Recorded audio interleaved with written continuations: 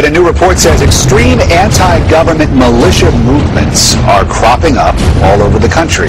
Rick, the Southern Poverty Law Center says these anti-government militia groups are gaining ground in the Midwest, Pacific Northwest, and the Deep South.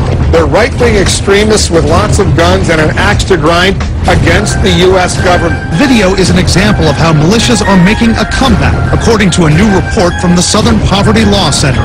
A Homeland Security assessment in April said recent arrests indicate the emergence of small, well-armed extremist groups in some rural areas. Lone wolves and small terrorist cells embracing violent right-wing extremist ideology are the most dangerous domestic terrorism threat in the United States. A leader of the Michigan militia told us members of established militias like his, which do training on firearms and first aid, he described their ideology as pro-freedom and pro-constitution. The idea that not in 10 or 12 years have we seen this level of activity, and as he said, all it is lacking is a spark.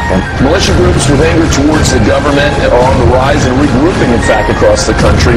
According to a new report from the Southern Poverty Law Center, the stress of the economy and a liberal administration. Any sort of government intervention or law enforcement getting involved in these groups might or even strengthen their position.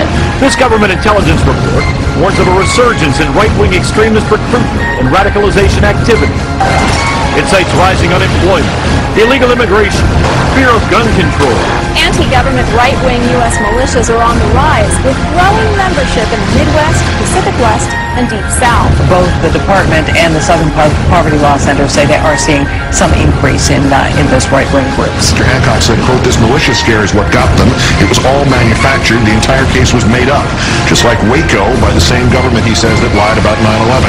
Hancock said he knew all the Viper defendants, was good friends with one, and added, "I've been feeling this coming again. It's the same people. It's Rahm Emanuel. It's Janet Napolitano. It's Hillary Clinton. All these were the same people that were doing it back then." 92% if you say a person concerned about borders and ports that are unsecured, if you're worried about illegal immigration, Second Amendment rights, or a returning veteran from the wars in Iraq and Afghanistan, it is not likely, as the Homeland Security Department suggests, to be a right-wing extremist.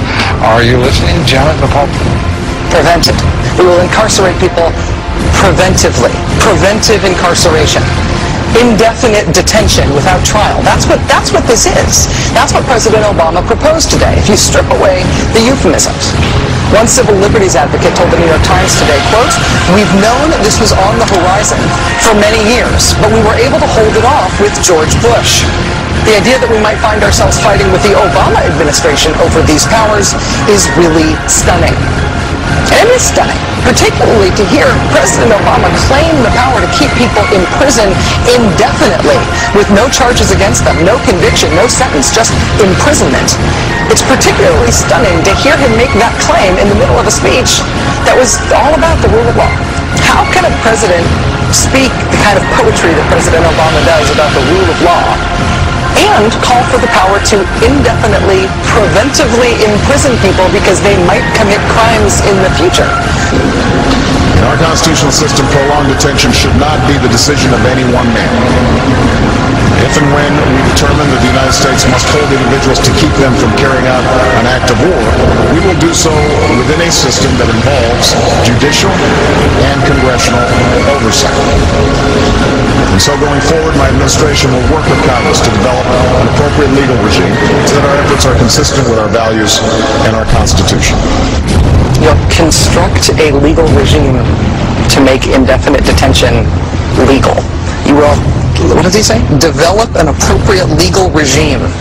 So you can construct a whole new system outside the courts, even outside the military commissions, so that you can indefinitely imprison people without charges. And you'll build that system from scratch.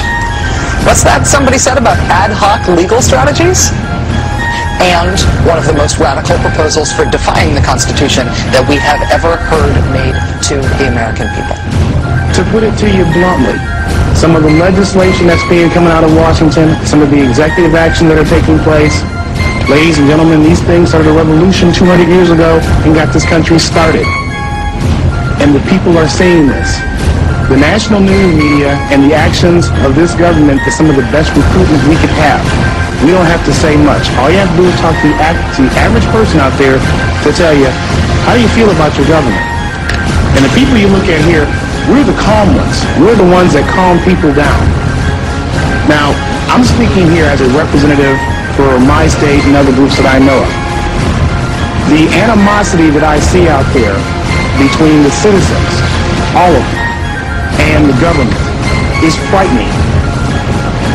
What they did was, after listing all these abuses and government atrocities that you're going to hear here today, and they saw that they were going to no avail, they decided to see what they could do to become part of the solution. They looked into the law, and under Title 10 U.S.C. 311, saw a phenomenon known as the unorganized militia that consists of all people, even the people taking these pictures right here, everyone.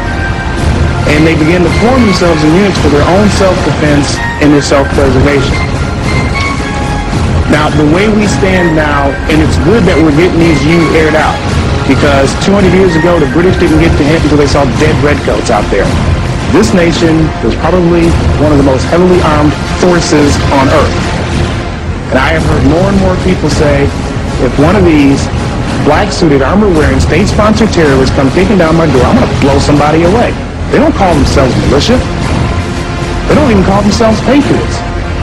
They call themselves American citizens who are getting tired of confiscatory tax rates, increasingly legislation, increasingly heavy regulations, which is they believe are leading them down a path to involuntary servitude. And one of the slogans that's been going around, especially in Ohio, is what I've been telling people, for those who think that this is just primarily an angry white male movement, is that if our ancestors would have been armed, they would not have been slaves.